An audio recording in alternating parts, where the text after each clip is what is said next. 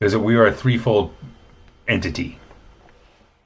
We have three foundational purposes: to know and love God, to know and love ourselves, and to love and serve others. And your purpose individually comes out of that. In knowing God and loving God, you come to understand and know yourself better.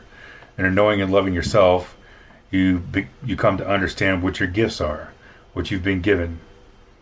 And your gifts aren't really for you directly. Your gifts are for you to give to someone else, because we are built to love and serve others. And your gift generally doesn't look like going to work at the job that pays the most right now. It does happen sometime, but not very often. But we're not taught to take the time to understand ourselves at all.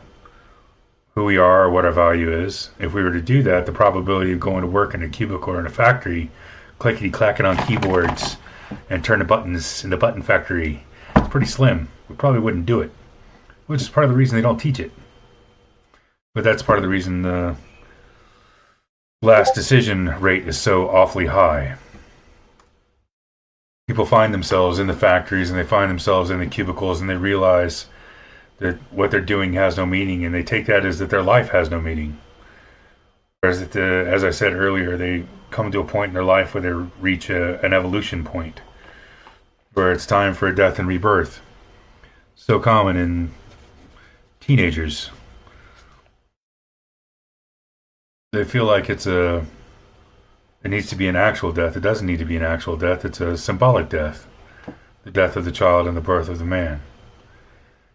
But they don't understand that it's symbolic. They feel that it's actual, and they make the big choice. The same thing happens as you mature through different phases.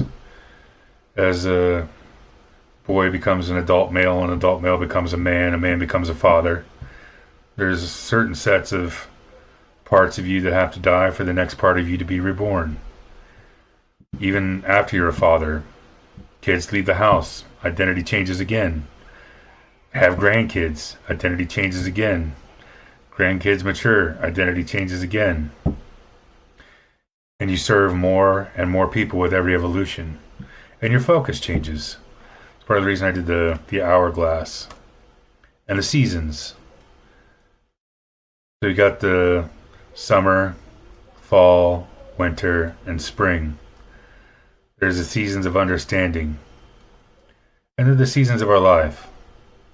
We're born, we live, we age, we die. Time. Time is so precious, so critical. Most of us aren't even aware of how precious little we have. None of us know the day or hour of our passing, but we act as if we have an infinite amount of time. We in fact do not. But again, so I've accumulated all this information, this perspective. Spent a lot of time understanding the world and creating this coin to give individuals perspective on the world and who they are in the world, to begin to understand themselves. Okay, the Book of the Brother, it's almost 300, maybe it's over 300 pages now, I don't know. 300 pages of, let me see here, Book of the Brother. 254, 8.5 by 11 pages. So I'm working on 300